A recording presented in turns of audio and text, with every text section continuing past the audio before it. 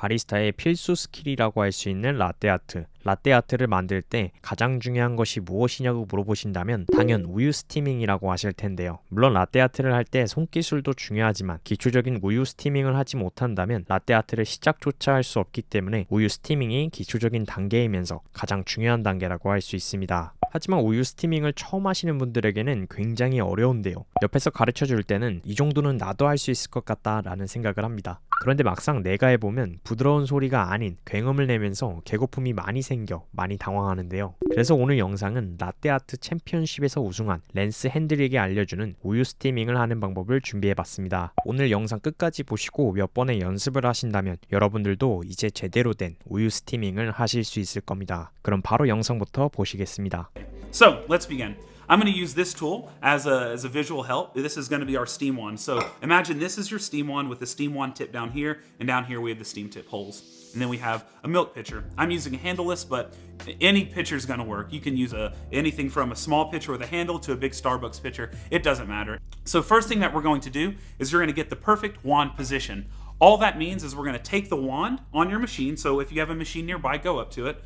You're going to take that steam wand and you're just going to pull it out perpendicularly 40 degrees, like so. You're just going to take it, walk up to it, and go 40 degrees. So from a side angle, it'll look like this. You'll walk up to your machine, you're going to grab it, make sure it's perpendicular, and you're going to pull it back to 40 degrees. So one more time, super simple, but just want to make sure it's clear. We're going to pull that out to about 40 degrees. We're going to slide that pitcher up. We're going to go halfway and a quarter. Now from an overhead view, we're going to do the same thing. We're pulling it out, we're sliding it up, and it's on the back. This is just our starting position. You're gonna tilt till halfway, and then tilt till it's a quarter to the side. Not all the way to the side, and not in the middle, in between the middle and the side, all right? Halfway, quarter, halfway, quarter. It might help if you pause the video here and do some of this, practice this over and over again to ensure you have that perfect wand position. Just slide up, halfway and a quarter. Slide up, halfway and a quarter. Do that over and over again until it's like second nature. I promise you, this will be a game changer for you. All right, now that we have that steam wand position, we'll need to discuss steam tip depth. So before we begin stretching, we want to have those tips just fully submerged. We're the ones that are going to control the stretch. So they should be submerged just enough so that when you actuate the steam wand, the stretching doesn't begin automatically. So we start with the tip just barely submerged. After we actuate the steam wand, you're going to take that hand that actuated the steam wand and you're going to hold the pitcher with both hands, all right? So if you have a handleless pitcher like me, I'm holding it with this hand. I turn on the steam wand. This hand comes and grabs it, so I have full control. And then I will slowly pull down while keeping my angle of halfway and a quarter. I'm going to slowly pull down the steam wand while also the steam wand is in the tip still. Remember, it always touches that spout. I'm going to slowly pull down until that light stretch, that light kissing noise occurs, that stretching. We want to be very controlled and very, very soft. We want it to sound like a... If you pull down too aggressively or you jump the gun and you didn't have the steam tip deep enough into the milk, you're going to have a really aggressive stretch and it's going to inject a lot of air that's going to be difficult to whip out of your milk. It'll sound like a... And that's not what we want. We want a really nice, gentle stretch that will be constant while we control it. We are the ones to dictate when the stretching begins and when the stretching ends. And the way that we do that is by going up and down vertically. So, first thing that we do, go up to the steam wand, 40 degrees. Ride the steam wand, halfway and a quarter. Then we're gonna turn the steam wand on after, and only after, we have the steam tip fully submerged, all right? Not all the way down, fully submerged, as little as possible. That sounds very difficult, it's very contradictory sounding. We want that steam tip just barely submerged, but it's submerged enough to where it won't start stretching automatically. Then we're going to turn on the steam wand, grab the pitcher with both hands, slowly, while keeping contact with that steam wand in the spout, ride down the steam wand until that stretching begins lightly.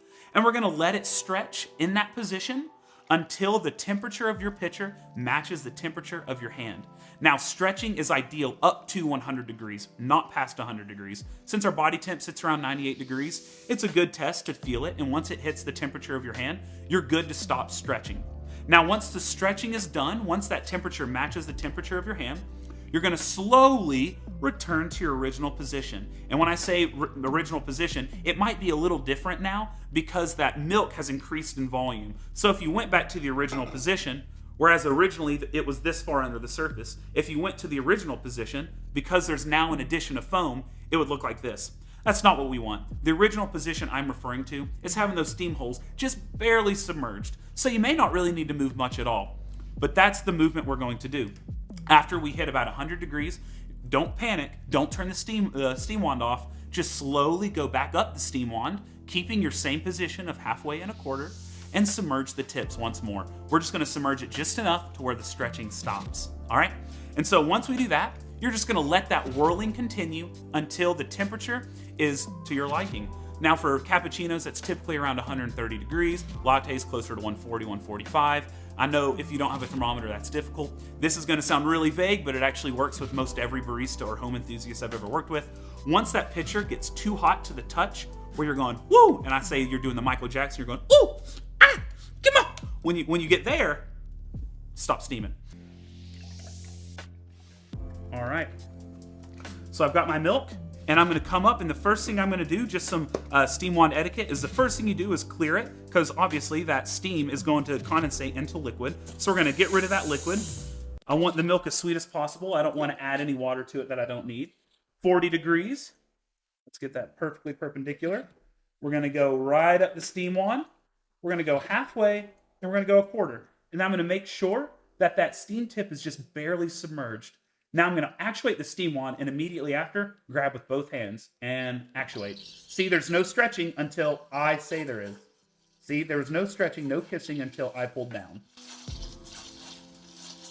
As you see, that whirl is getting more and more aggressive. And I'm just gently stretching, keeping a very light kiss. Now it matches the tip of my hand, so I just barely submerged it once more. As you saw, that movement was very, very slight. It was not a big movement. Now the temperature of the pitcher is getting too hot to the touch, and I'm going to just turn it off. Now, as you see from this overhead view, look how shiny that milk is. There's virtually no bubbles, which you should be able to get. Immediately, I wipe that steam wand, wipe it really thoroughly, push it back using the rag so you don't burn yourself, clear out the milk.